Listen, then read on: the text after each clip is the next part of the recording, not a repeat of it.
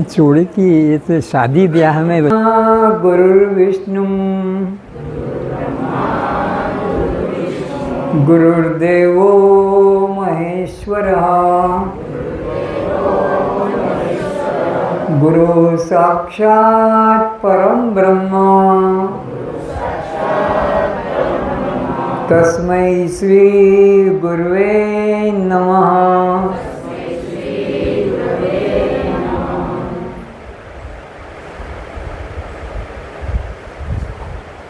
ब्रह्मा तो सृष्टि की रचना करते हैं, विष्णु सृष्टि का पालन करते हैं, शंकर सृष्टि का संहार करते हैं। ये प्रसिद्ध पुराण बात है। गुरु को क्यों उसके साथ जोड़ दिया कि वो ब्रह्मा के समान है, वो विष्णु के समान है और वो शंकर के समान है। उसका कारण है, जिसे ब्रह्मा सृष्टि की रचना करता है, गुरु आप में आत्मभाव जागृत करता है। विष्णु जैसे पालन करता है, गुरु आपको ब्रह्म विद्या के द्वारा आपके आत्मभाव की रक्षा करता है, दृढ़ता कराता है, पालन कराता है। उस संहार करता क्यों कहते हैं? वो तुम्हारे अनादि अज्ञान का ध्वंस करता है, जीव भाव का, कर्ता भाव का, देह भाव का नाश कर देता है। इस कारण से उस गुरु को शंकर के समान कहते हैं। एक बार फिर बोलेंगे, गुरुर्ब्रह्मा गुरुर्विष्णु गुरुर्देवो महेश्वरः गुरु साक्षात् परम ब्रह्म तस्मै श्री गुरुवे नमः।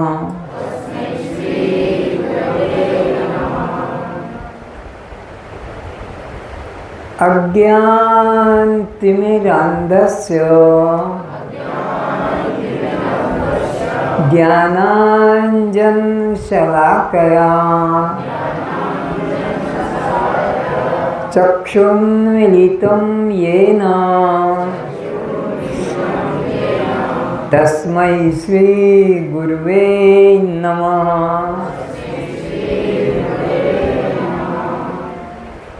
क्या करता है गुरु?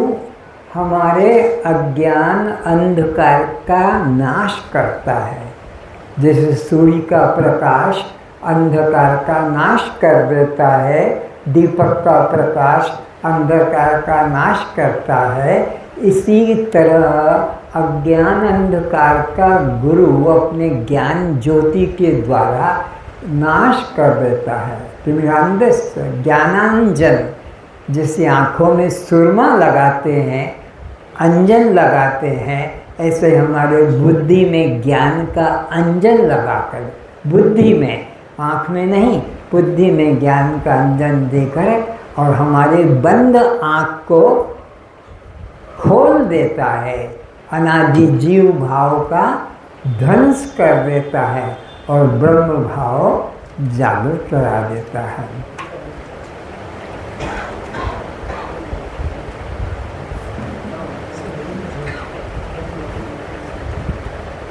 एक लाइन छोड़ दें आने के लिए, एक लाइन, बाकी सब तीन तीन बैठें, दो दो ना बैठकर तीन तीन बैठें। हर पंक्ति में दरवाजे के पास वाली खाली जगह छोड़ दें। सद्गमय तमसो मा ज्योतिर्गमय मृत्योर्मा अमृतं गमय।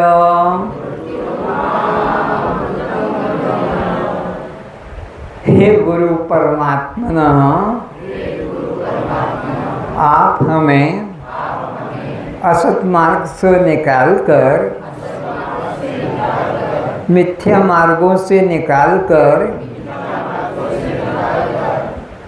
अंधविश्वासों से निकालकर परमात्मा का शुद्ध स्वरूप, निर्विकार स्वरूप अनुभव कराने की कृपा करें। आप हमें ज्ञान ज्योति प्रदान करके देह अध्यास से मुक्ति दिलाने की कृपा करें। आप हमें जन्म मृत्यु वाले देह भाव से देह और कर्ता भाव से निकालकर अमृतात्मा का, सच्चिदानंद आत्मा का सोहम रूप से ज्ञान कराने की कृपा करें। कस्त्वं कस्त्वं, आप जड़ हैं, दृश्य हैं, अनात्मा हैं, शव हैं, पर प्रकाश हैं, आप बद्ध हैं। तो जन्म मरण किसको, भूख प्यास किसको, सुख दुख किसको, बंध मोक्ष किसको? कस्त्वं। सभी अपने मंगल नेत्रों को खोलें। श्रोताओं के रूप में उपस्थित सभी मुमुक्षुओं के चरणों में मेरा प्रणाम।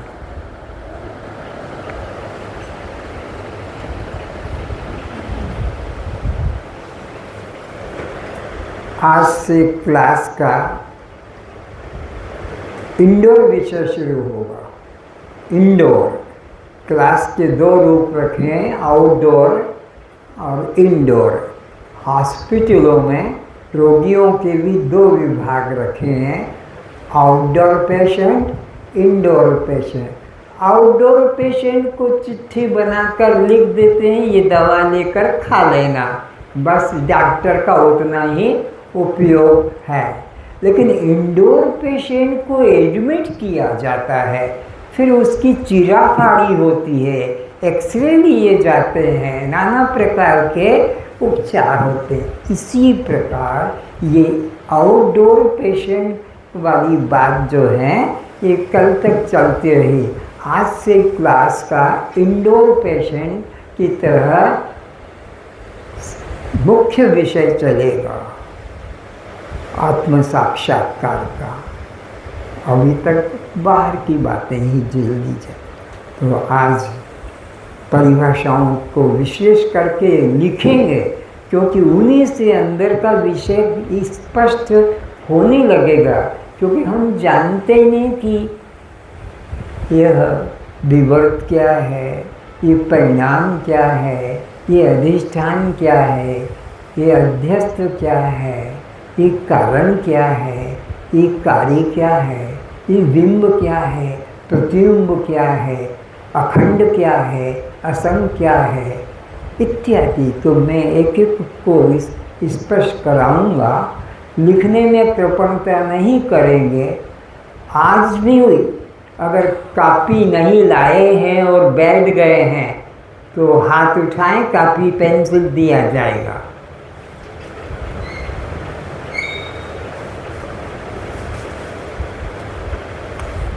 ये ब्रह्म विद्या पढ़ने नहीं आए, ये कथा सुनने के आदी हैं।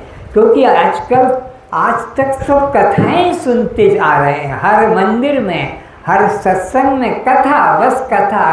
कहीं रामायण, कहीं भागवत, कहीं वेद, कहीं उपनिषद। लेकिन विद्या की पढ़ाई इस वेदांत शिविर में हो रही है। इसलिए पढ़ाई के लिए कॉपी पेंसिल होना सबका जरूरी है। जो शिक्षित नहीं है वो दुर्भाग्यशाली अपना सुनते रहेंगे, लेकिन सौभाग्यशाली जो शिक्षित हैं, संसार में पेट के लिए नौकरी कर रहे हैं, लिखा पढ़ी कर रहे हैं, और यहाँ आकर बस बैठ गए हैं भगत बनकर। नहीं, उनको भी श्रोता बनकर बैठना है और लिखना है, ताकि आगे का विषय इंडोर स्पष्ट हो सके। तो सबसे पहले तो जो सिखा चुका हूँ 6 दिनों में, उनकी बात कर लेता हूँ कि सत्संग किसे कहते हैं। जल्दी उत्तर दो। जहाँ जाकर सत्य की प्राप्ति हो जाए, अनुभूति हो जाए, उसको कहते हैं सत्संग। सत्य का संग। पर ये संग ऐसा नहीं है कि ये पुष्पमाला और मेरा संग हो गया, ये तो 2 हो गए। परमात्मा तुमसे अलग नहीं। यहाँ तो नीचे भी भगवान हैं, ऊपर भी भगवान के मंदिर हैं, पर असली भगवान का मंदिर तो गीता के अंदर 18 अध्याय के 61 श्लोक में कहा है, ईश्वर सर्वभूतानां, बोलो, हृदय से तिष्ठति। वो परमात्मा सबके हृदय मंदिर में बैठा है।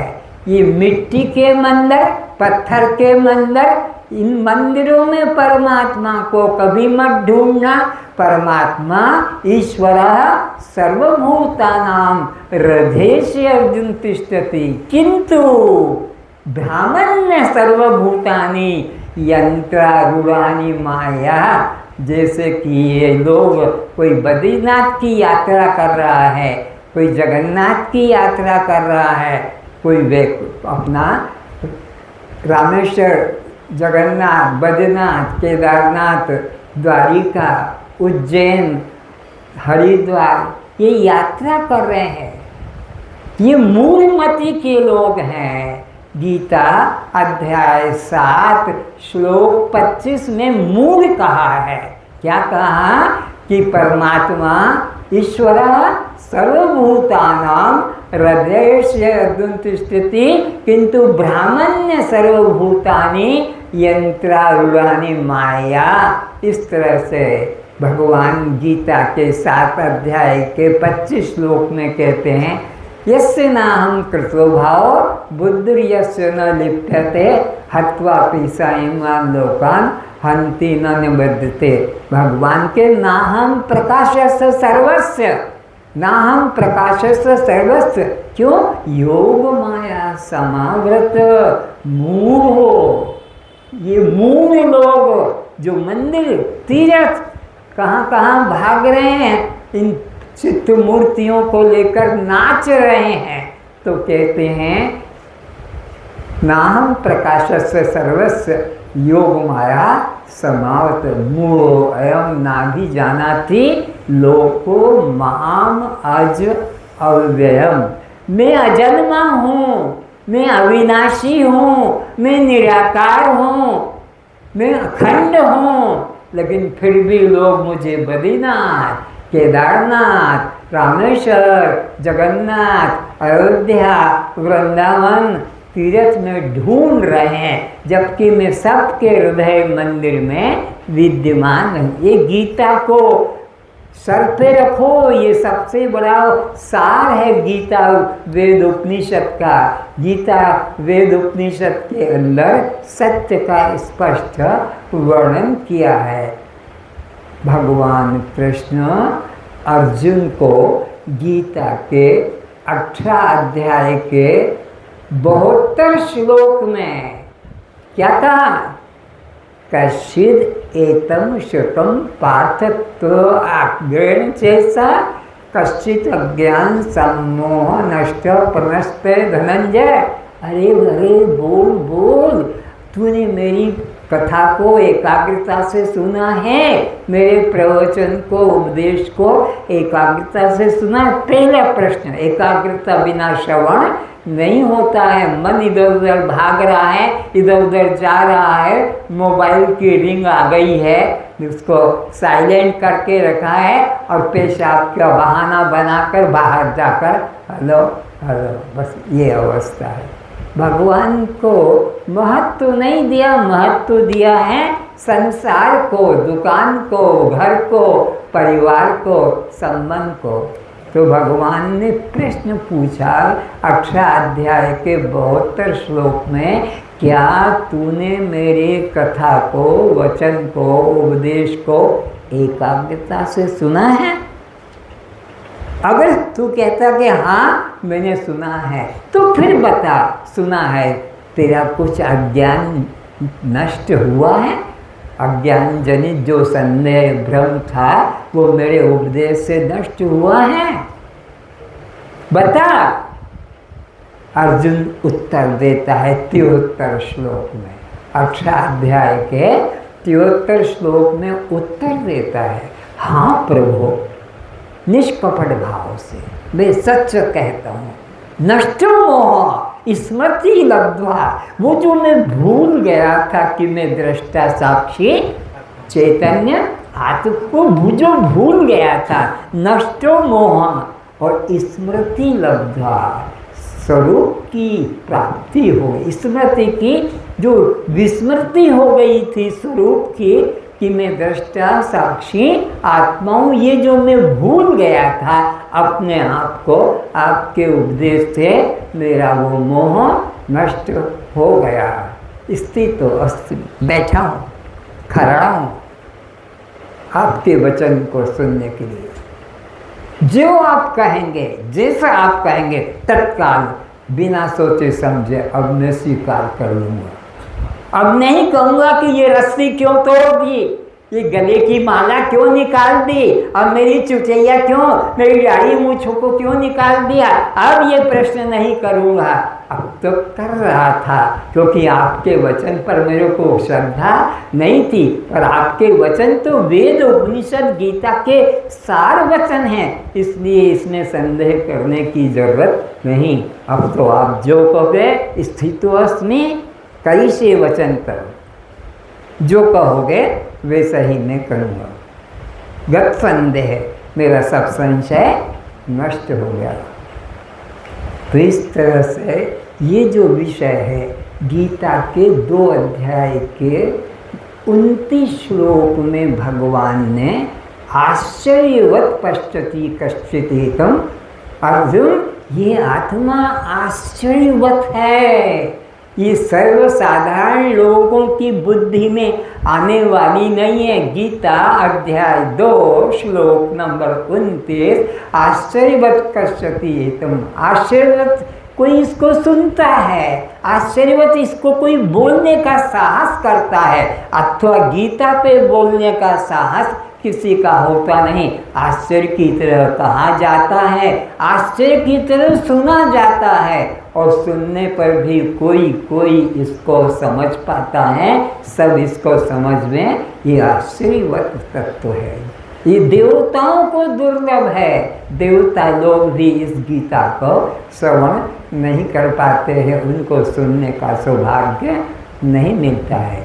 इस तरह का यह विषय यहाँ प्रारंभ हो रहा है। तो परिभाषाओं की मैं बौछार करूँगा, आप थक ना जाना कि इतने परिभाषा, अगर ये नहीं जानोगे तो न गीता मालूम पड़ेगी, न रामायण मालूम पड़ेगी, न उपनिषद मालूम पड़ेंगे, न वेद पता लगेगा। तो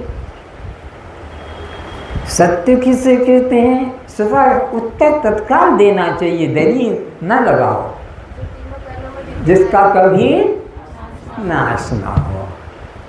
तो फिर मिथ्या किसे कहते हैं, जो जन्म लेकर मर जाता है। आपके शरीर में कौन सत्य है, कौन मिथ्या है, बोलो। मैं सत्य हूँ आत्मा, और ये मेरा शरीर मिथ्या है। तो कौन फिर असत कहलाएगा? गीता अध्याय 2 श्लोक 16, नास्तो विद्यते भावे न भाव विद्यते सतः। अर्जुन, सत्य का तो तीनों कालों में अभाव नाश नहीं होता है, लेकिन असत की तीनों कालों में कोई सत्ता नहीं है। तो कौन है? नाम जाति ये असत हैं। कहीं पर भी तुम्हारा नाम जो रजिस्ट्रेशन करा रखा है, लाइसेंस बनवा रखा है, बैंक में अकाउंट खोल रखा है, कॉलेज में पढ़ने पढ़ाने में भी नाम है, लेकिन नाम कहीं छूने को भी नहीं मिलता। पूरे शरीर के सर से पैर तक तुम्हारा नाम, जिसका तुम्हें अहंकार है, कभी में हर जगह का इसका भी नाम है, लेकिन तुम्हारा नाम जो माना था कि this is my name, this is इटा मोर नामो, इटा मोर कौन, इटा नाखून, चमड़ा, अंगली, दांत, नाक, ये सब अलग अलग हैं। तुम कहाँ हो इस शरीर में? तो पता लगा असत है। अब ये जो जाति बना ली है, ब्राह्मण, क्षत्रिय, वैश्य, शूद्र, ये कौन सी चीज तुम्हारे अंदर ब्राह्मण है, कौन सी चीज तुम्हारे अंदर क्षत्रिय की है, कौन सी चीज तुम्हारे अंदर वैश्य की है, और कौन सी चीज तुम्हारे अंदर शूद्र की है? ये सब कल्पित है, जो वर्णन मुंह से करते हो, लेकिन देखने को छूने को मिलता नहीं है। लड़के दूर बैठो माँ से, दूर बैठो। तो इस तरह से विचार करने का है कि नाम भी असत है और जाति भी असत है।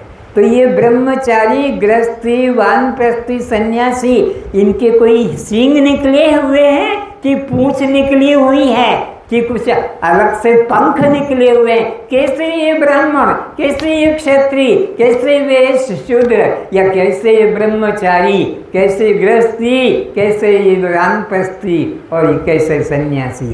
तो ये असत है। आश्रम असत है, कल्पना मात्र है। जाति असत है, कल्पना मात्र है। नाम असत है, कल्पना मात्र है। पद असत है, कल्पना मात्र, व्यवहार चलाने के लिए। ये क्यों रखे गए हैं? व्यवहार चलाने के लिए, जगत का व्यवहार चलाने में यह सहयोगी है, कल्याण में उपयोगी, कल्याण में इनका कोई स्थान ही नहीं है।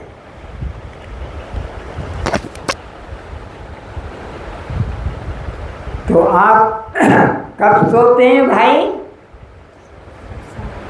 सोने वाले जल्दी से बता दो, आप कब सोते हैं? मुश्किल पड़ता है मुझे उत्तर सुनना। तो जब तक हम अपने को देह मानते आ रहे हैं और मानते चले जाएंगे, सब सो रहे हैं। रामायण में कहा है, मोह निशा सब सोवन हारा। ये मोह निशा में, अज्ञान निशा में सब सोते चले आ रहे हैं। इसलिए उपनिषद कहते हैं, उठो जागो, उठो जागो, कब तक सोते रहोगे, कब तक सोते रहोगे? अनादिकाल हो गया। अनादिकाल का मतलब है जब से सृष्टि आ रही है। कब से? अनादिकाल से। न राम को पता है, न कृष्ण को पता है, अनादिकाल से ये सृष्टि। तो इसमें सब सो रहे हैं। तो इस क्लास में कौन जागेगा? जो अपने देह भाव, नाम को, जाति, आसन को त्याग कर देगा विवेक के द्वारा। हो, कितनी बड़ी भूल हो गई थी, कितनी बड़ी नासमझी। अजन्मा होकर जन्मना वाला मान लिया, अमृत होकर मृत मान लिया, सत होकर मैंने अपने को मिथ्या या असत मान लिया, अधिष्ठान होकर अध्यस्त मान लिया, स्वयं प्रकाश होकर पर प्रकाश मान लिया, चेतन होकर जड़ मान लिया। आहा, कितनी उलट बुद्धि, उलट गई मेरी नैन पुतरिया। जब सद्गुरु मिलेगा तो वो क्या करेगा? ये जो ऐसे देख रहे थे तो ऐसे कर देगा। उलट गई दृष्टि, दृश्य से हटकर किधर आ गई? दृष्टा की ओर। अभी तक दृष्टा किधर दृष्टि कर रहा था? दृश्य की तरफ, दृष्टा देखने वाला, मैं स्वयं तीर्थ मंदिर मूर्ति माला उधर भटक रहा था, उधर भाग रहा था, पर कोई सद्गुरु मिल गया तो उसने कहा पलट पलट, तेरा ध्यान किधर है, ऐसे पलट दिया। और अब पकड़ो, जाकुम खोजी थिली से अन्य नुहे सेचा वो निजे अच्छी, ओ वो तो मैं हूँ जिसे मैं बाहर ढूंढ रहा था, चित्र रूप में, मूर्ति रूप में, दृश्य रूप में। ओहो, कितनी मेरी नासमझी, कितनी मेरी बुद्धि की पशुता, ये पशु बुद्धि है कि परमात्मा चैतन्य होते हुए और इस चमड़े शरीर को, जो ये कपड़ा है, इसको मैंने अपना मान लिया। गीता के अंदर भगवान कृष्ण ने इस शरीर और कपड़े की तुलना जीव और आत्मा से की है। गीता 2 अध्याय के 22 श्लोक में भगवान कृष्ण ने इस शरीर की तुलना को, कपड़े को जीव और देह के साथ का, वासांसी जीर्णानि यथो विहाय नवानि गृह्णाति नरो प्राणी यथा शरीराणि विहाय जीर्णानि अन्यानि संयाति नवानि गृही। जिससे पुराने कपड़े छोड़कर मनुष्य नए कपड़े धारण करता है। सबको क्लियर है? अभी क्लास में आने के पहले और कपड़े पहने थे, अब कपड़े बदल कर आ गए, या रात को कपड़े पहन के सोते हैं, सुबह उनको बदल देते। ऐसे ही ये जो शरीर एक वस्त्र है, यह भी पुराना हो जाने पर जीवात्मा इसका त्याग करके और नए अपने कर्मों के अनुसार शरीर धारण करता है। अपने कर्मों के अनुसार, जो जस करें कर्म के अनुसार सो तस फल चाखें। कुत्ता, गधा, घोड़ा, हाथी, ऊंट, सांप, सुअर, ये सब योनियों में जाना पड़ता है। भगवान के यहाँ कोई पक्षपात नहीं कि इनको इस योनि में डालूंगा, उसको नीचे डालूंगा। मजदूर भी राजा का पद पा जाता है, राजा भी मजदूर का पद। निज कृत कर्म भोग सब भ्राता।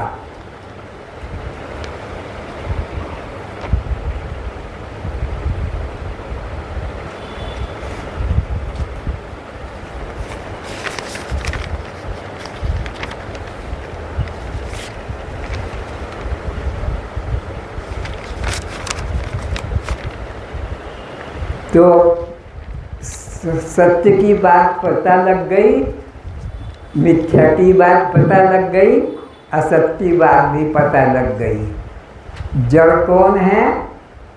जल्दी से, अपने को ना जाने। चेतन किसे कहते हैं? सबको जाने, अपने को जाने, उसको चैतन्य कहते हैं। अच्छा, तो शव किसे कहते हैं? शव जिसमें जीवन निष्क्रिय, निष्प्राण, निर्जीव। तो शिव किसे कहेंगे? सजीव, सप्राण, सक्रिय। ये अगर चित्र तुम्हारे सामने, ये मूर्ति दे दो, ये मूर्ति लगा देते शिव वाली, बस बैठ जाओ।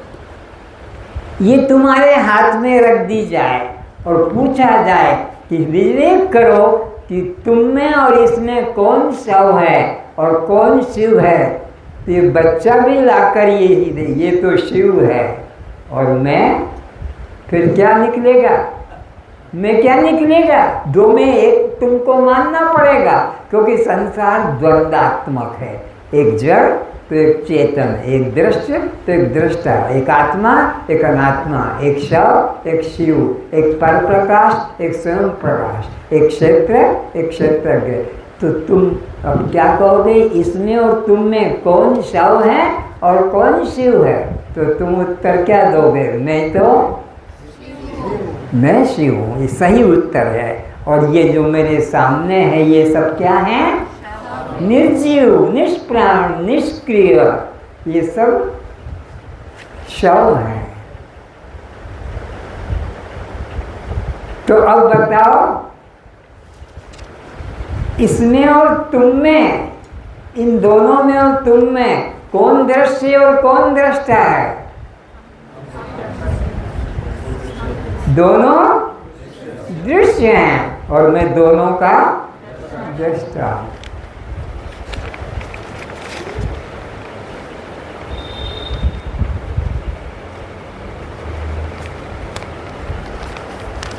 पर प्रकाश और स्वयं प्रकाश।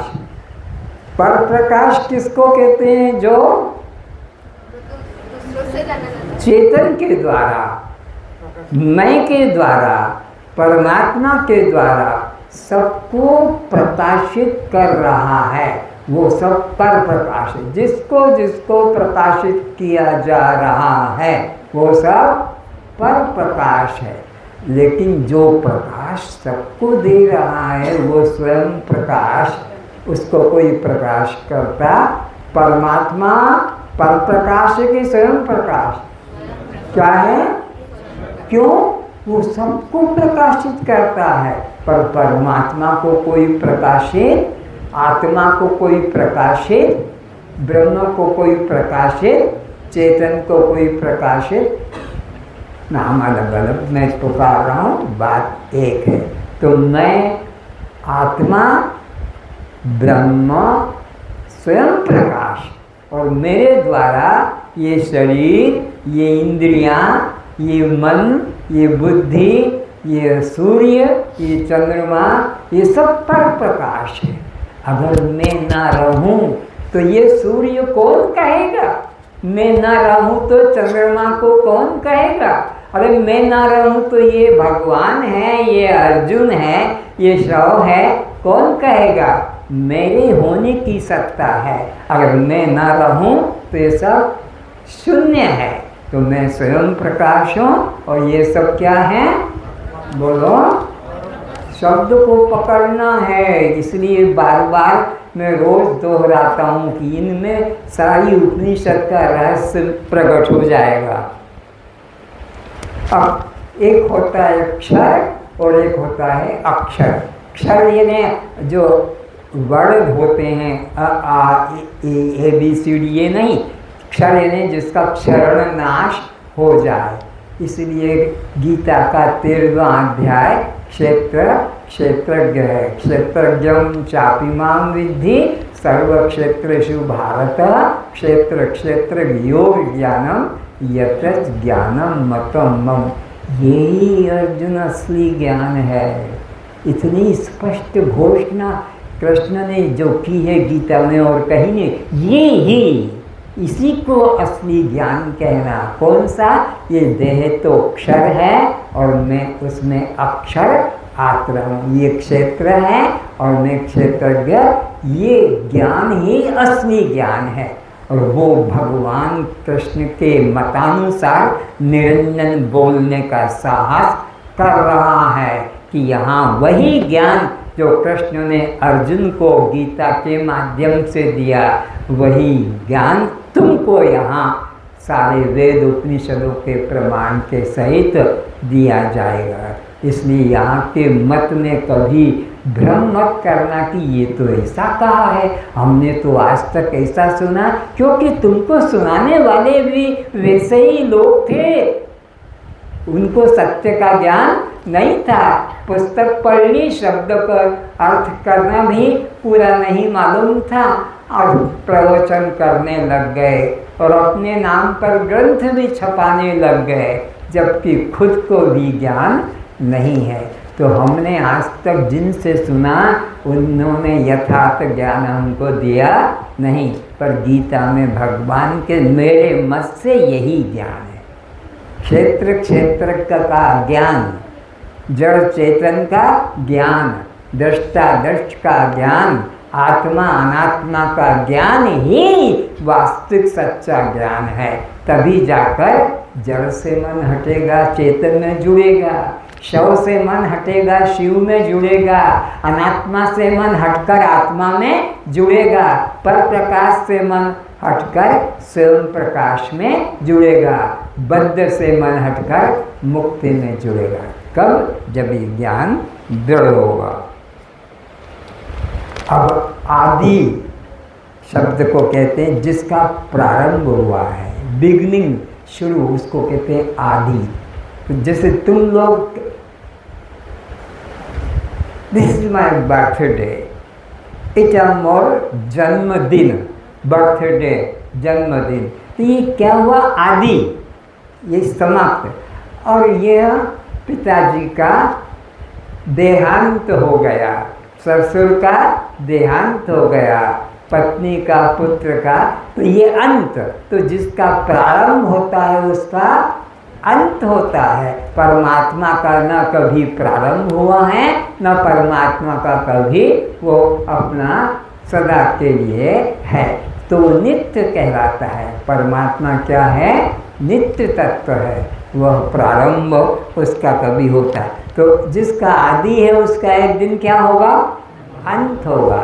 लेकिन जो अनादि है, सृष्टि अनादि है, ईश्वर अनादि है, जीव अनादि है, ब्रह्म अनादि है, आत्मा अनादि है, इसलिए ये अनंत है।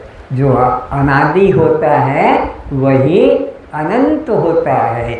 जो आदि वाला होता है वही अंत वाला होता है।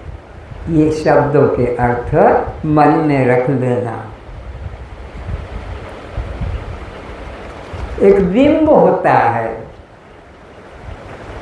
दर्पण के सामने तुम खड़े होते हो,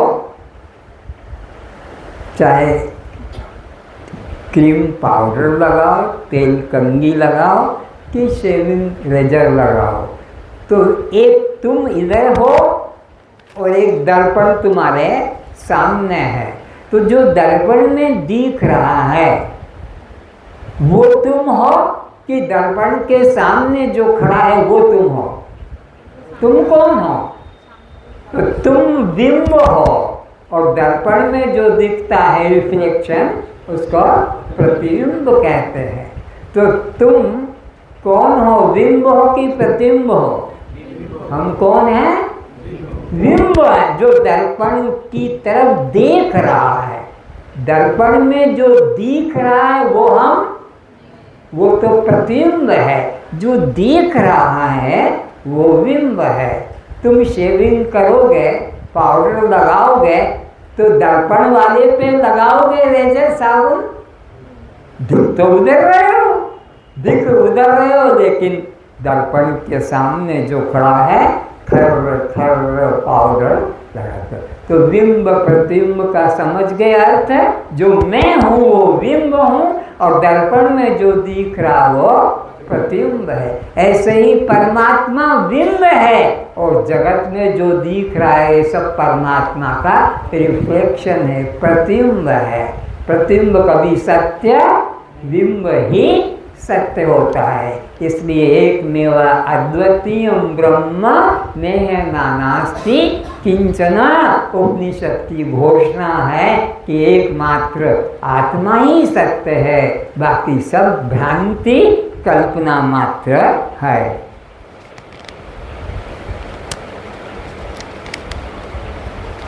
तो प्रत्येक जीव में 3 प्रकार के दोष हैं। नोट करो, मल, विक्षेप, आवरण। प्रत्येक जीव में 3 दोष है, मल दोष, विक्षेप दोष और आवरण दोष। इन तीनों दोषों की दूरी के लिए 3 कर्म हैं उपनिषदों में। मल दोष के लिए कर्म कांड, विक्षेप दोष के लिए उपासना कांड और आवरण दोष को काटने के लिए ज्ञान कांड। कर्म, उपासना और ज्ञान। मल दोष, विक्षेप दोष, आवरण दोष। दोष कितने? 3। कौन कौन से हैं? मल दोष, विक्षेप दोष और आवरण दोष। और दूर करने के साधन कौन से बताए? कर्म, उपासना और ज्ञान। तो अब इसका विषय आगे बढ़ेगा तब समझ जाओगे। कर्म में 3 प्रकार के भेद हैं, नोट करो। संचित कर्म, प्रारब्ध कर्म और क्रियमाण कर्म। कर्म में 3 प्रकार के भेद हैं, संचित कर्म, प्रारब्ध कर्म और क्रियमाण कर्म।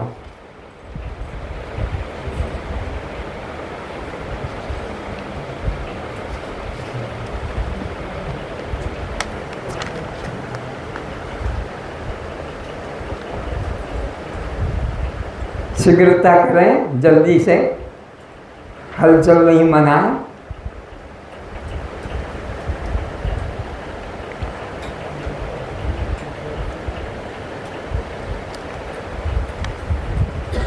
भगवान कृष्ण, इधर देखो, अर्जुन को कहते हैं, ए अर्जुन तू भगवान की शरण में जा।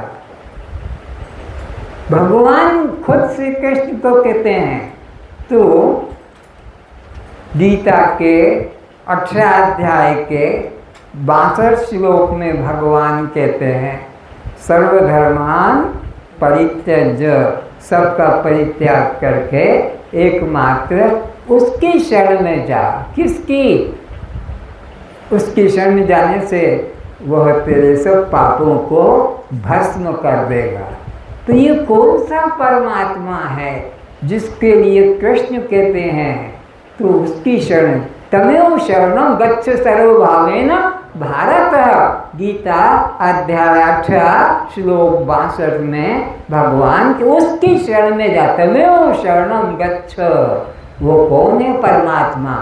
वो आत्मा ही परमात्मा है।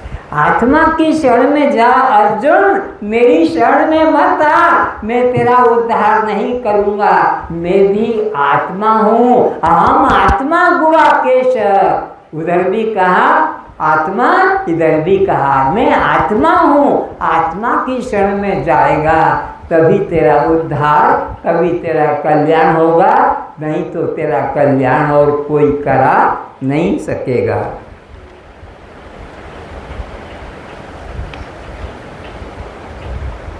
बच्चे के मेरे पास में 2-4 खिलौने हैं। ये गणेश है, ये दुर्गा है, ये अम्बा है, यह राम है, ये कृष्ण। मूर्तियाँ घरों में तुम्हारे और क्या है? जिसको मंदिर बनाया है उसी में से छोटे छोटे ये बच्चों के खिलौने, जैसे बच्चे लोगों के खेलने के खिलौने हैं, ये बड़े बूढ़े सब खेल रहे हैं। ये मेरा राम, ये मेरा कृष्ण, ये मेरी दुर्गा, ये अम्बा, ये काली, ये सब हैं। भगवान जिंदा होते हुए भी कहता है, अर्जुन देख भी रहा है और अर्जुन कहता है मैं आपके अविनाशी रूप को देखना चाहता हूँ। तो ये रूप जो कौन सा है, ये कौन सा है? ये अर्जुन कहता है मैं इसको तो बचपन से देख रहा हूँ, इससे मुझे शांति नहीं मिली। अर्जुन कहता है मैं आपके अविनाशी रूप को देखना चाहता हूँ। तो ये रूप अविनाशी नहीं तो कौन सा हुआ? ये विनाशी। ये रूप कौन सा हुआ? बोलो। क्योंकि जन्मा है तो जातस्य ध्रुवं मृत्यु ध्रुवं जन्मस्य सच, जिसका जन्म होगा उसकी तो नाश होगा। तो राम का जन्म तुमने मनाया, तुमने राम को मुर्दा बनाया। तुमने कृष्ण का जन्म मनाया, तुमने कृष्ण को मुर्दा तुमने बनाया। कृष्ण तो आत्मा है, राम तो आत्मा है, लेकिन तुमने तो जन्म दिवस मनाकर उसको मुर्दा सिद्ध कर दिया। क्योंकि जिसको जन्म है जाता श्री ध्रुव मृत्यु, उसको कोई टाल नहीं सकता। परम सत्य कह दिया।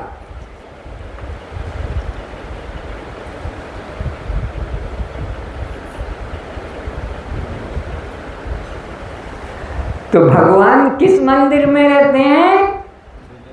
ईश्वर सर्वभूतानां हृदय से। अर्जुन, गीता के 18 अध्याय में भगवान अर्जुन को यही कहते हैं कि वो जो परमात्मा है, ईश्वर सर्वभूतानां, 61 नंबर के श्लोक में मिलेगा कि वो सबके हृदय मंदिर में। और तुम जाते हो ये मिट्टी के मंदिरों में, जगह जगह दुकान बना रखी है, आओ दर्शन करो, प्रसाद पाओ, माला ले जाओ और जो कुछ देना है दे जाओ। ये दुकानें खोल रखे हैं, परमात्मा तो हृदय मंदिर में बैठा हुआ है।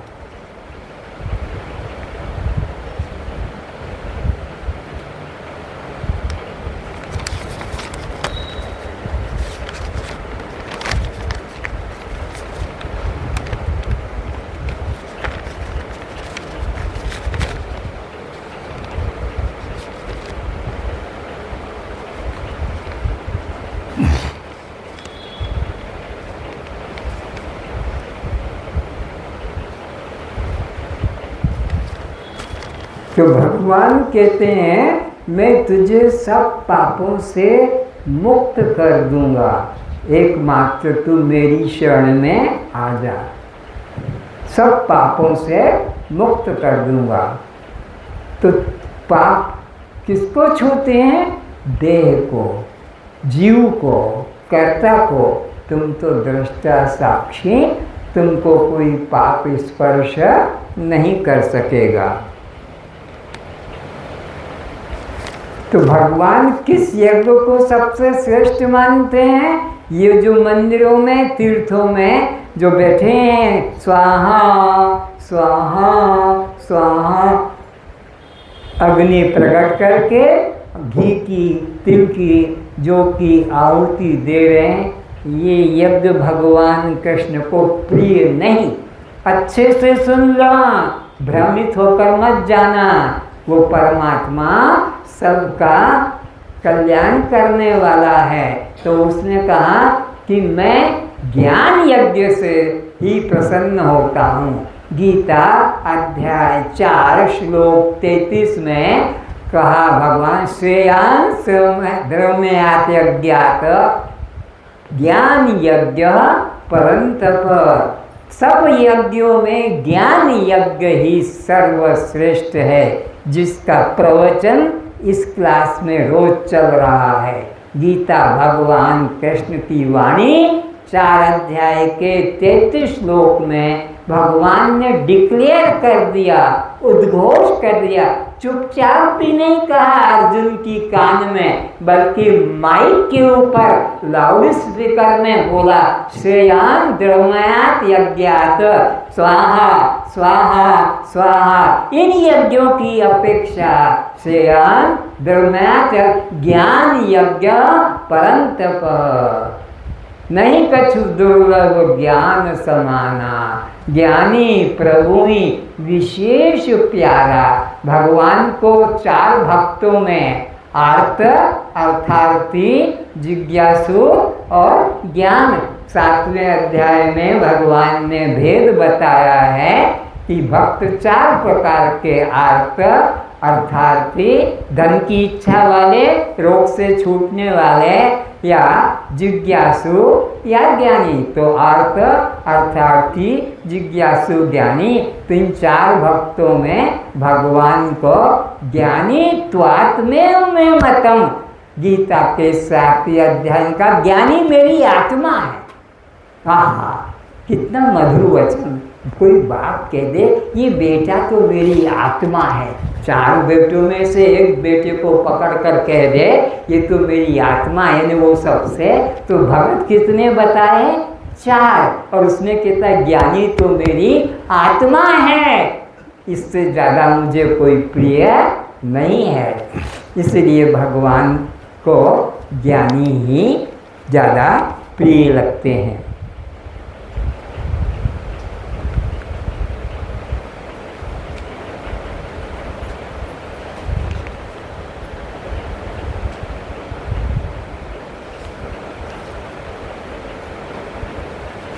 जन्मने वाला कोई अमर हो सकता है?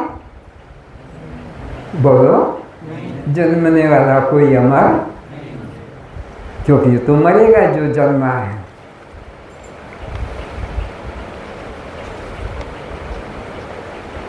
आत्मा की कभी कोई मृत्यु कर सकता है? आत्मा की मृत्यु क्वाइट इम्पॉसिबल, असंभव, कभी नहीं हुआ, न हो सकेगा।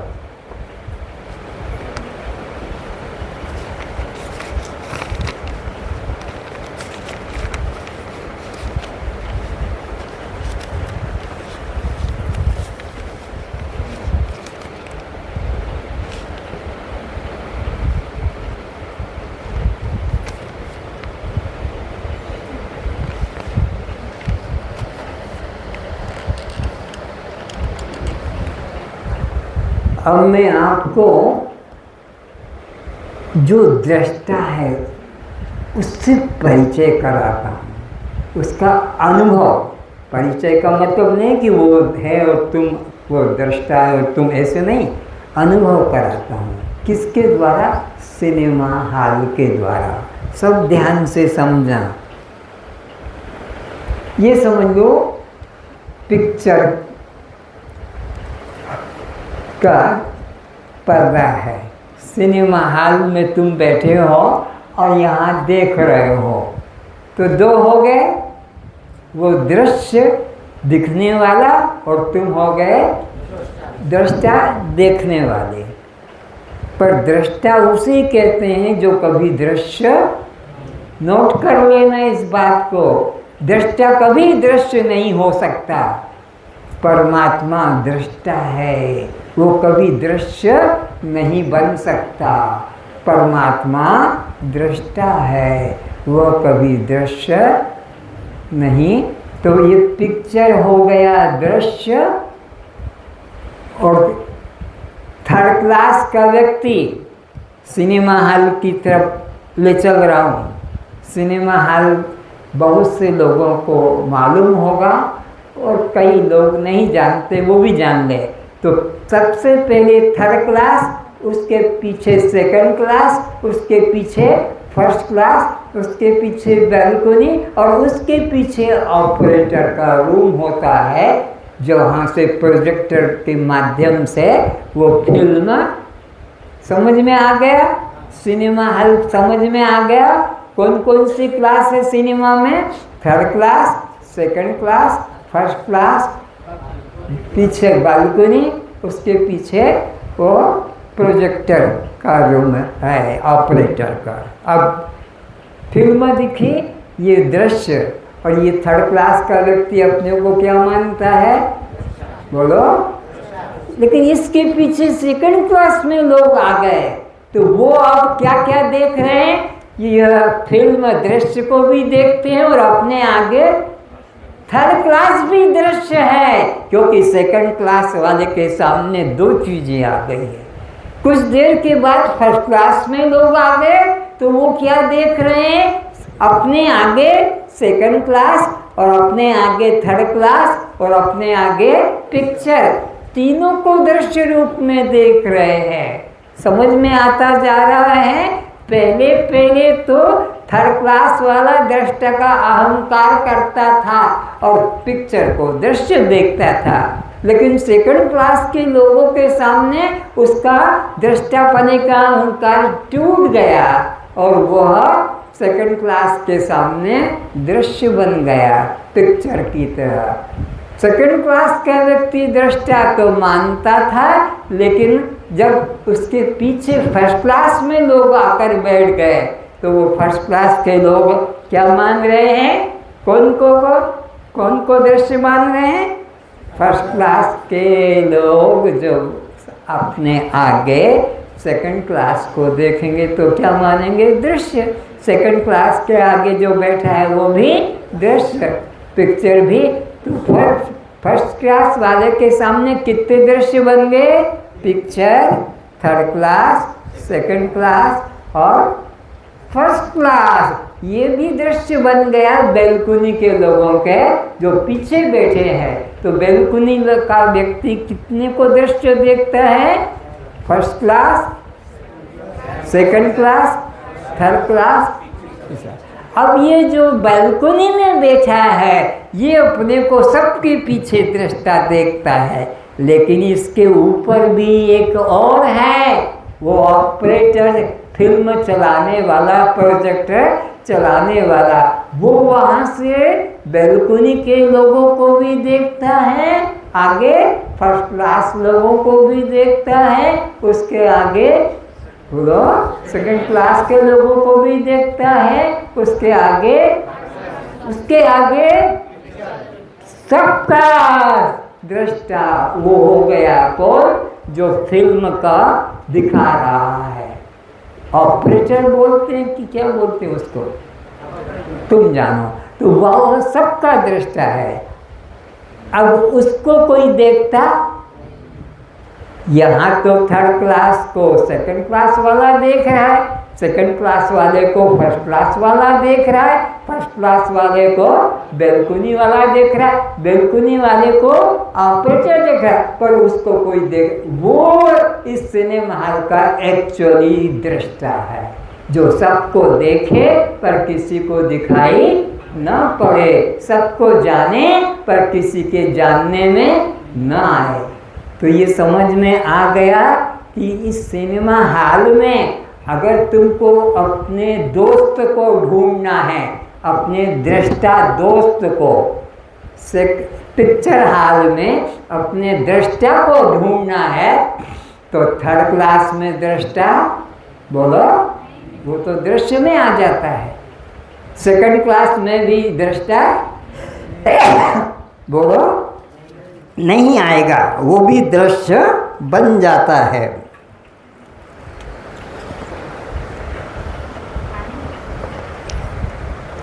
रुमाल का दृष्टा कहाँ चला गया?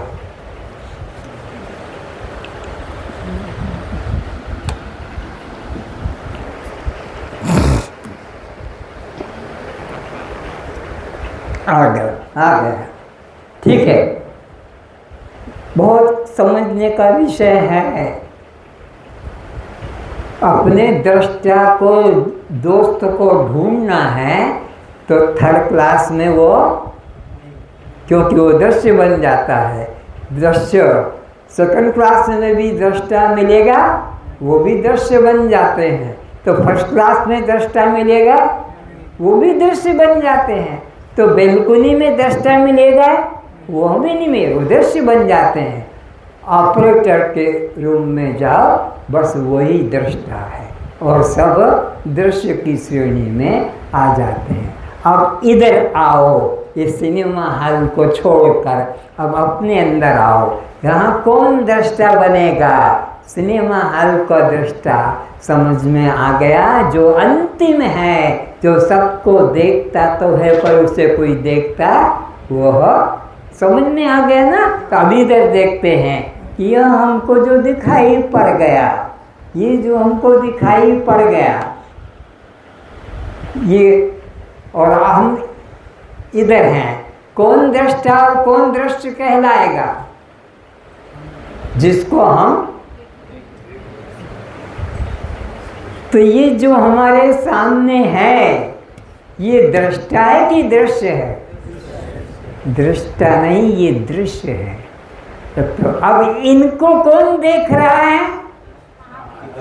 तो आँख भी दृश्य है।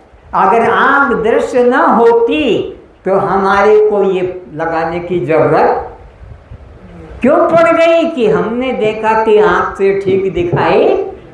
अगर हम आँख के पीछे न होते तो हम आँख की दृष्टि का दृष्टा नहीं बनते, पर हम तो आँख की दृष्टि के दृष्टा बने।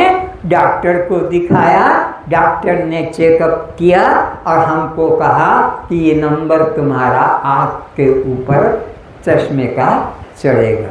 तो अब फिर चलते हैं। जो दृश्य दिखाई पड़ रहा है, संसार में 5 दृश्य हैं। शब्द, नोट करो, स्पर्श, रूप, रस और गंध।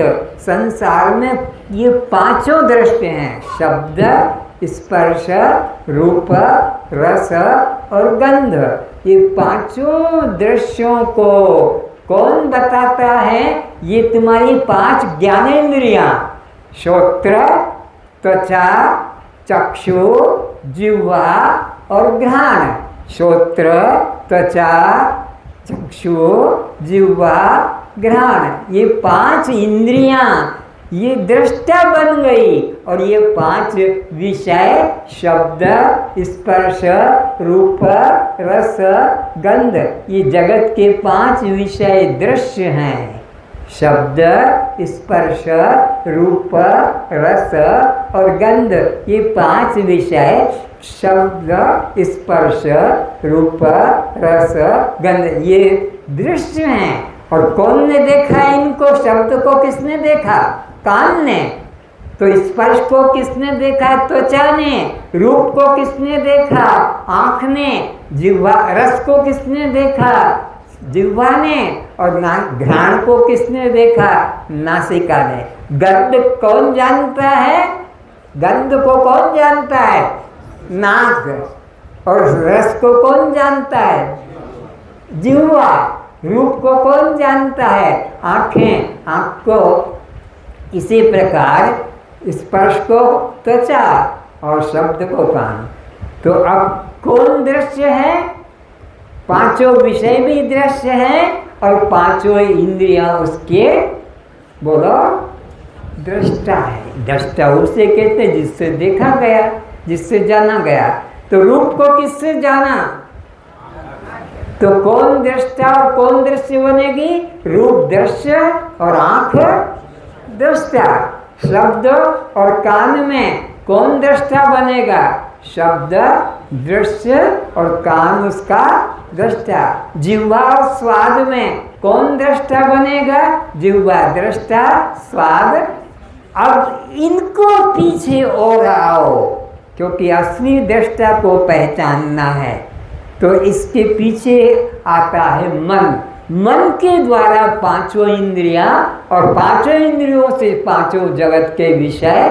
तो 5 जगत के विषय दृश्य है, इंद्रियां उनकी दृष्टा है। इंद्रियां भी दृश्य है और मन उसका दृष्टा है, क्योंकि मन से ही पता लगता है कि आँख काम ठीक कर रही है या जीभ काम ठीक कर रही है या कान काम ठीक कर रहा है कि नहीं कर रहा है। तो ये मन से जाना जाता है। मन भी दृश्य हो जाता है। मन के पीछे आती है बुद्धि। बुद्धि के द्वारा जाना जाता कि मन अशांत है, मन कामी है, मन क्रोधी है, मन लोभी है, मन इस तरह से।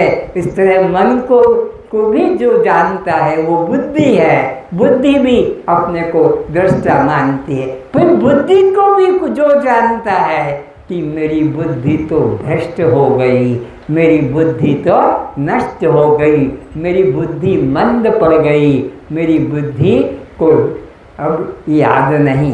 तो बुद्धि को भी जो जानता है वो तुम दृष्टा हो। कस्त्वा दृष्टा साक्षी आत्मा। यहाँ तुम्हारा स्थान है। ये न इन विषय जगत में तुम हो, न इंद्रिय जगत में तुम हो, न मनोवृत्तियों में तुम हो, न बुद्धि विज्ञान में। इसके पीछे जो है बुद्धि को भी जो जानने वाला है वह तुम आत्मा दृष्टा हो। इस तरह से अपने दृष्टा स्वरूप को पहचानो कि तुम वास्तविक दृष्टा हो। तुम दृश्य नहीं हो, पर तुम तो सब समय इंद्रियों में फंसे रहते हो।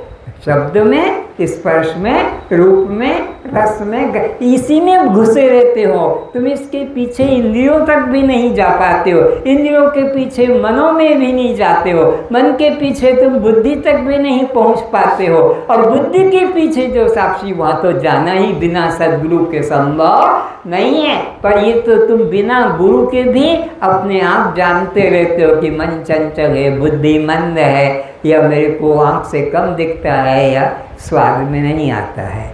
तो अब विचार करना है अपने स्वरूप में। तो आज का विषय में 3 बातें हैं, प्रारब्ध, संचित और अपना क्रियमाण। तो अनादि जीव किसको कहते हैं? जिसका कभी प्रारंभ, जीव कब से चला आ रहा है? अनादिकाल से। ये सृष्टि कब से चली आ रही है? अनादिकाल से। ये प्रलय, उत्पत्ति, स्थिति कब से? अनादिकाल से। अवतार कब से? अनादिकाल से। सृष्टि कब से? जो जिसका कभी प्रारंभ हुआ नहीं, पता नहीं, उसको कहते हैं अनादि। तो ये सृष्टि कब से चली आ रही है? अनादिकाल से। तो इसमें तीन चीज़ें कौन कौन सी है? एक है संचित कर्म, और एक है प्रारब्ध कर्म, और एक है क्रियमाण कर्म। सभी के काम की आज की बात होगी। ये संचित कर्म क्या है? जिन कर्मों को जन्मों जन्मों पहले हम कर चुके हैं पर फल भोग नहीं किया। नोट करो, जिन कर्मों को जन्मों जन्मों पहले कर चुके हैं किंतु फल अभी तक नहीं भोगा है, ऐसे कर्मों को संचित कर्म कहते हैं। जन्मों जन्मों पहले जो कर्म कर चुके हैं, जिनका फल हमने भोगा नहीं है, ऐसे कर्मों को संचित कर्म कहते हैं। ये कब से करें? कब से है? कितने हैं? बैंक में कितना रुपया है तुमको पता लग जाता है। बैंक वाले भी दे देते हैं कि इतना इंटरेस्ट जुड़ के या इतना कट के इतना बचा, लेकिन तुम अपने संचित कर्मों की गणना नहीं कर सकते हो, क्योंकि अनादिकाल से ये कर्म सृष्टि तुम्हारी चलती आ रही, कभी रुकी नहीं, कभी एक क्षण को रुका नहीं। क्षणमपि जातु तिष्ठेत कर्मकृत, जीव गीता के 30वें अध्याय में बताया है, एक क्षण के लिए भी ये जीव कभी रुका नहीं क्षणमपि तिष्ठति। अच्छा, तो अब संचित की बात को यहीं रोक देते हैं कि वो तो हमारी बैंक में पड़े हैं, जब पक जाता है निकल कर आता है और भोगने को हमें मजबूर होकर भोगना पड़ता है। ये शरीर जो अभी आपको कोई रोग आ गया, कि कोई पद मिल गया, कि कोई अपमान मिल गया, कि कोई प्रकार की हानि हो गई, निज कृत कर्म भोग सब भ्राता। अपने अपने किए कर्मों का फल ही सब सुख के, दुख के, मान के, अपमान के, यश के, अपयश के, लाभ के, हानि के रूप में भोग रहे हैं। तो अभी जो तुमको मिल रहा है, यह अभी का कर्म का फल मत समझो। ये पहले जन्मों जन्मों में जो तुमने कर्म किए थे, उस कर्म का फल आज मान अपमान में, सुख में, दुख में, लाभ में, हानि में, यश में, अपयश के रूप में भोगा जा रहा है। इसको कहते हैं प्रारब्ध कर्म। जो भोगने को मिला है, जिसे रोक नहीं सकते, चाहे वो राम हो कि राम के पिता दशरथ हो, कि कृष्ण हो कि कृष्ण के पिता वासुदेव हो, जो भी है निज कृत्म, चाहे राम हो कि सीता हो, सबको अपने कर्म का फल भोगना ही पड़ता है, कोई भी उससे बच नहीं सकता। तो प्रारब्ध कर्म इतना प्रबल है कि इसको बड़े बड़े देवता भी रोक नहीं सकते, कोई अवतार भगवान भी रोक नहीं सकते। प्रारब्ध कर्म सबको भोगना पड़ता है। तो जो भोगा जा रहा है उसे कौन सा कर्म कहेंगे? प्रारब्ध कर्म। अब जो हम कर रहे हैं उसकी बात करते। तीसरा कर्म कौन सा है? क्रियमाण कर्म। क्रियमाण कर्म वो कर्म कहलाता है जो कर्म हमारे द्वारा आगे के फल पाने की आशा से, आगे भविष्य में मुझे फल मिले इसकी आशा से, कल मुझे आने वाले दिनों में जो फल मिले उस आशा से जो कर्म किया जाता है उसे क्रियमाण कर्म कहते हैं। तो क्रियमाण कर्म किसे कहते हैं? जिसका फल हमें भविष्य में भोगने को मिलता है। तो हम जो जो बीज आज खेत में डालेंगे, जो जो बीज खेत में डालेंगे वही तो हमारे खेत से पैदा होगा। आम बोया तो आम काटो, अनार बोया तो अनार काटो, अंगूर बोया तो अंगूर काटो, बेल बोया तो बेल काटो, गेहूँ बोया तो गेहूँ काटो, और अगर तुमने मक्का चना बोया तो मक्का चना काटो। जो जस करई सो तस फल चाखा।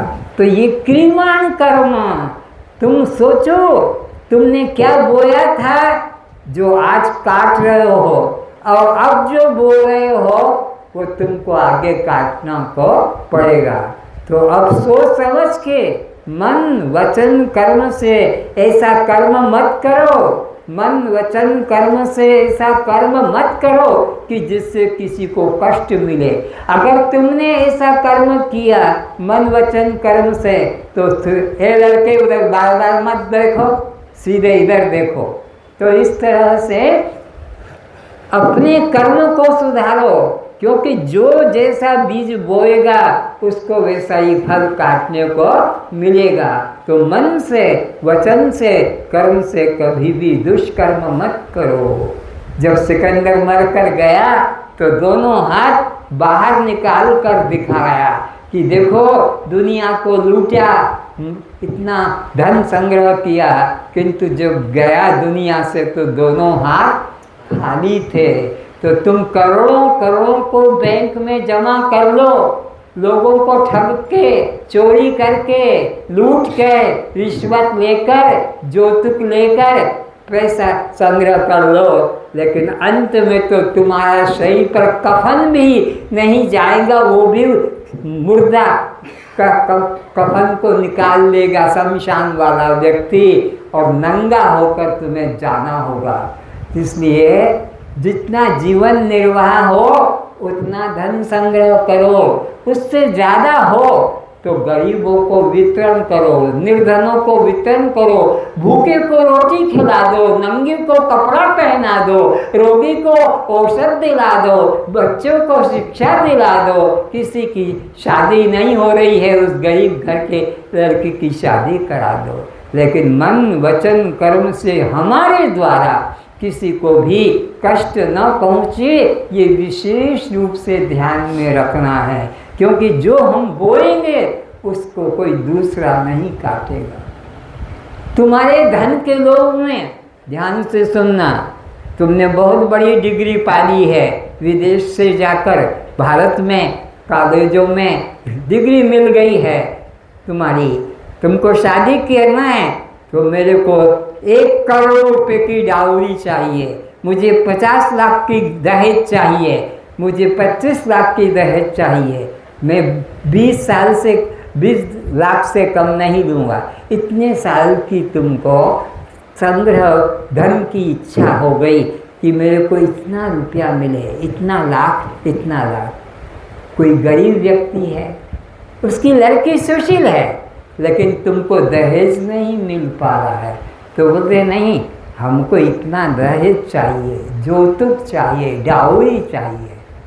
अब वो लड़की का गरीब बाप इस धन के भूखे कुत्ते की मांग पूरी नहीं कर पाता है। ये लड़का या लड़के का बाप ये धन के भूखे कुत्तों की मांग वो पूरा नहीं कर पाता है, तो वो लड़की क्या करेगी? गरीब घर की लड़की या तो वह जहर खाकर मर जाए या वेश्या बन जाए, और कोई रास्ता ही नहीं है, क्योंकि ये धन के भूखे कुत्ते, तुम्हारी लड़की पड़ी हुई है, सबकी लड़की पड़ी हुई है, हमें धन कितना मिलेगा? तो कभी भी लड़की की शादी में जो मांग करते हैं और वो लड़की वाला नहीं दे पाया, तो वो जो लड़की या तो जहर खा के मरेगी, वो भी पाप लड़के वाले के खाते में परमात्मा लिख देगा, या वो लड़की वेश्यावृत्ति धारण कर लेगी तो वह लड़के के पाप अकाउंट में नोट कर दिया जाएगा। इसलिए मन वचन कर्म से दूसरों की सहायता करो, गरीबों के धन को मत लूटो। ये रिश्वत लेकर इधर उधर से ठगी करके, बेईमानी करके, मिलावट करके, चोरी करके, झूठे गवाह बनकर और तुम दूसरों को पहुंचाओ। इसलिए शुद्ध आचरण बनाओ, तभी हो। तो क्रियमाण कर्म हमारा शुद्ध होना चाहिए। मन वचन कर्म से किसी भी प्राणी को कष्ट न पहुँचे। रक्तदान की जरूरत है, रक्तदान कर दो। अरे हमारे प्राण जो हैं ये तो निकलेंगे सबकी तरह। अगर हमारे प्राण निकलने के पहले हमने अपना किसी को कुछ अंग भी दे दिया तो एक दिन तो सब जला दिया जाएगा। मरने पर कोई अंग बचेगा? सब जला दिया जाएगा। इसलिए आज का विज्ञान इतना एडवांस हो गया कि मरे शरीर में से भी कई चीज़ें निकाल ली जाती है जो जीवित के उपयोग में आती है। तुम मर गए, उसके 6 घंटे बाद में भी प्राण चेतन तुम्हारा जो जीव है वह निकाल कर दूसरे शरीर में प्रवेश करा दिया जाता है, ऐसा विज्ञान का कहना है। तो मरने के पहले ही प्रतिज्ञा करके फार्म भर के चलना कि मेरे मरने के बाद में मेरा या किडनी कि मेरा लीवर जो संभव है डॉक्टर जिसको ले सकते हैं दे देना, क्योंकि तुम्हारे घर वाले तो शरीर को जलाकर राख बना देंगे। उस राख को भी घर में नहीं रखेंगे, उस राख को भी किसी गड्ढे में या किसी नदी नाले में डाल देंगे। ऐसे बैठोगे पीछे वालों की दीवार बन जाएगी, इसलिए तिरछे होके बैठो। तो लंबे पैर कर सकते हो, कोई अपराध नहीं। पैरों में दर्द रहता है, आगे भी कर सकते हो। तो इस तरह से हर व्यक्ति को जीवित अवस्था में भी दूसरों की मदद करना है और मर जाने के बाद में हमारे अंग काम आते हों तो उसका भी दान। निरंजन ने तो पूरा शरीर अभी दे दिया, ले जाओ और जिसके जो काम आता है ले लो। इसका ना कोई बाप है, ना कोई माँ है, ना भाई, ना बंधु, ना किसी का गुरु, ना चेला, निरंजन अकेला। तो इसने अपना पूरा शरीर दे दिया है कि जहाँ भी मर जाए, गिर जाए, इसको आग में जलाने की मत सोचना कि हम पूरी ले जाएंगे इस मुर्दे को। अरे मुर्दा तो मुर्दा है, यहाँ जलाओ कि यहाँ नदी में डाल दो कि कहीं गड्ढे में डाल दो, एक है। तो इस तरह से अपने 3 कर्मों में से संचित कर्म जो जन्मों जन्मों से पड़े हैं, जिनमें से निकल कर भोगने को मिल रहा है, ये जो अभी मिला है ये पहले जन्म की कर्म का सब भोग रहे हैं, सुख या दुख, लाभ या हानि, मान। और अब जो तुम कर रहे हो दिन भर बैठ कर दुकान में, ऑफिस में, घर में, सास में, ससुर में, पति में, पत्नी में जो कर रहे हो व्यवहार, ये सब तुम्हारे खाते में नया अकाउंट खुलेगा और उसमें जमा होते जा रहे हैं। इसलिए कभी सास बनकर बहू का दुख मत उठाना, बहू को दुख मत देना, बहू बनकर सास को दुख मत देना, या बाप बनकर जो है लड़के की शादी में जो तो कभी मत मांगना, नहीं तो ये सब कर्म का फल तुम्हारे को भोगना पड़ेगा।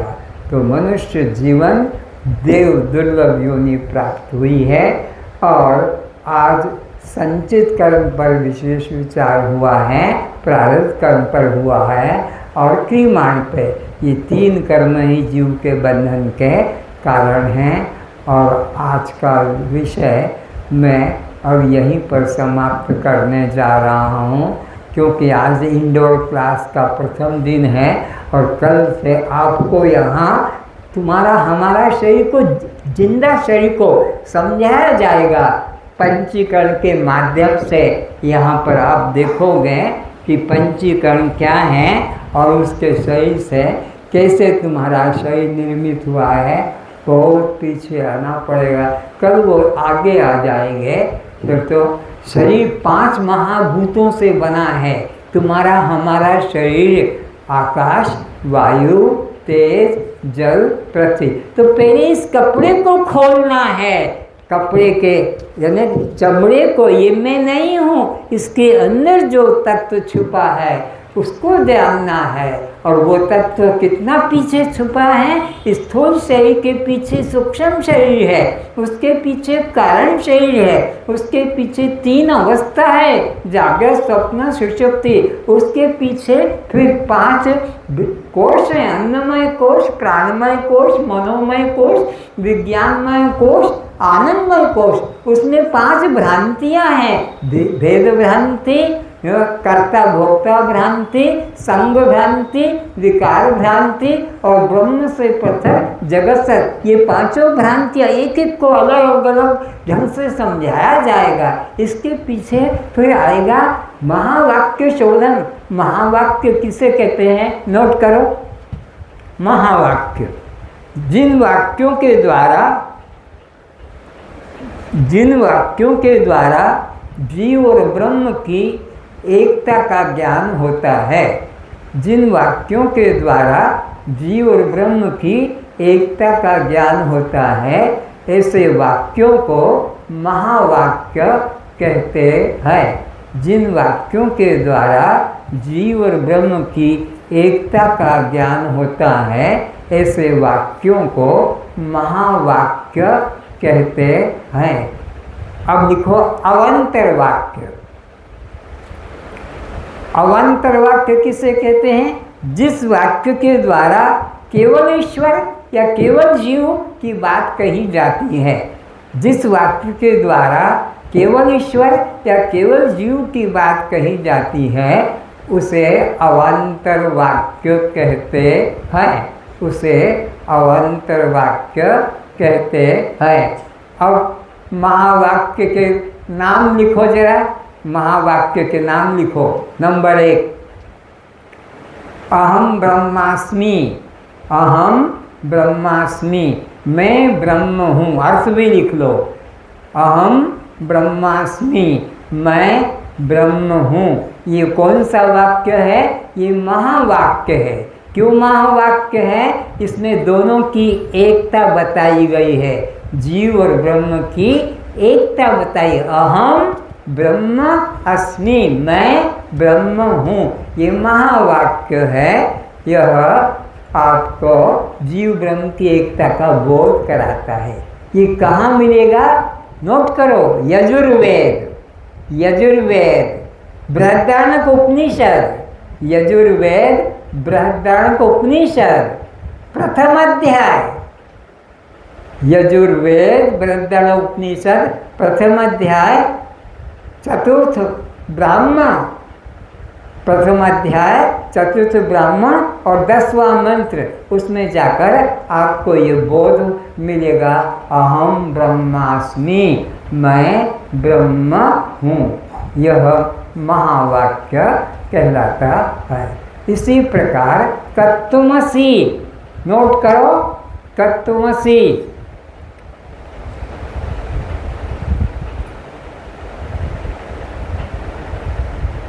सामवेद, छांदोग्योपनिषद। तत्त्वमसि महावाक्य कहाँ मिलेगा, तत्त्वमसि महावाक्य सामवेद छांदोग्योपनिषद छठा अध्याय। छठा अध्याय अष्टम प्रपाठक। छठा अध्याय अष्टम प्रपाठक का 7वां मंत्र है। तत्त्वमसि। तत्त्वमसि का अर्थ क्या निकला, अरे जिसे तू मंदिर में ढूंढ रहा था, तीर्थों में, ध्यान में, वो तू ही है, वह तू है। तत्त्वमसि, वह तू है जिसे तू भगवान समझकर मंदिरों में, तीर्थों में, जंगलों में, ध्यान में, सर्व वैकुंठ में, वो वहाँ नहीं ढूंढो। तत्त्वमसि, वो तो तू खुद है। तो ये महावाक्य, उपदेशात्मक महावाक्य, ये गुरु आपको उपदेश करेगा। एक और महावाक्य लिखो, अयम आत्मा ब्रह्म। अयम आत्मा ब्रह्म। अयम आत्मा ब्रह्म, ये आत्मा ब्रह्म ही है। ये आत्मा ब्रह्म ही है। ये लहरें जल ही है। ये लहरें तालाब में, समुद्र में लहरें रोज उठती है, यह जल ही है। तो यह जगत रूपी लहर ये ब्रह्म ही है। अहम आत्मा ब्रह्म, ये आत्मा जिसको तुम छाती की तरफ हाथ रख कर कहते हो मेरी आत्मा को मत सताओ रे, मेरे आत्मा को मत जलाओ, तो ये मेरा ये आत्मा मैं स्वयं हूँ। ये महावाक्य है। एक महावाक्य लिखो, प्रज्ञानम ब्रह्म, प्रज्ञानम ब्रह्म। ये कहाँ मिलेगा? ये जो बोल दिया मैंने, अयम आत्मा ब्रह्म, अथर्ववेद। अयम आत्मा ब्रह्म अथर्ववेद मांडव्य उपनिषद का द्वितीय मंत्र।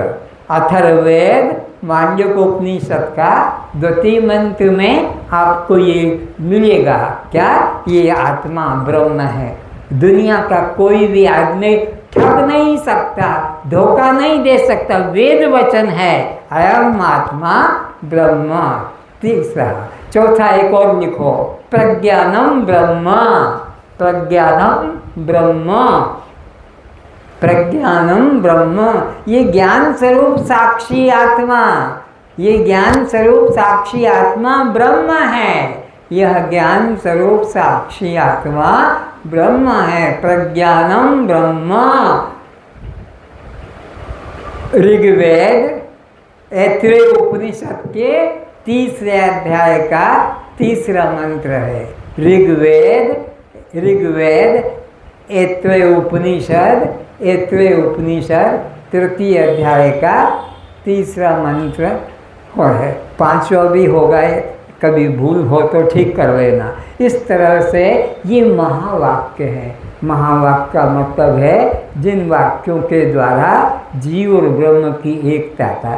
तो ये पढ़ाई अंतिम पढ़ाई होगी यहाँ की। ये वेद उपनिषदों का जो आज आपको लिखा दिया है, ये यहाँ का महावाक्य शोधन ज्ञान की सप्तभूमि का यह अंतिम प्रवचन होगा। महावाक्य शोधन और ज्ञान की सप्तभूमि का ये आगे बताऊंगा।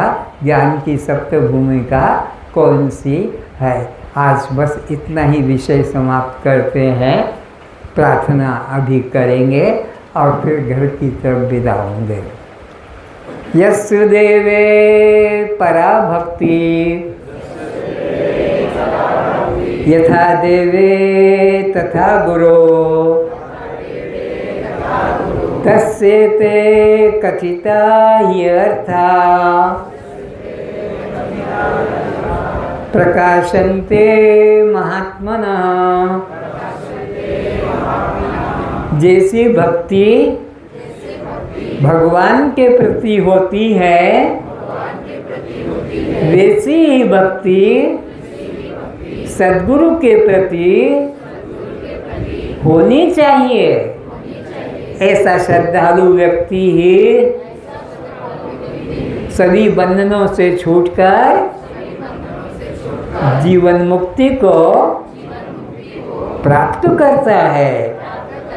हे परमात्मा, आप हम दोनों की, गुरु शिष्य की एकता बनी रहे, प्रेम बना रहे, श्रद्धा परस्पर बनी रहे, ऐसी आशीर्वाद करें, ऐसी दया करें, ऐसी कृपा करें। हम आपस में द्वेष भाव न रखें, ऊंच नीच भाव नहीं रखें। हम सभी का कल्याण हो, हम सभी का कल्याण हो। कस्त्वं, आप जड़ हैं, दृश्य हैं, अनात्मा हैं, शव हैं, पर प्रकाश हैं, बद्ध हैं,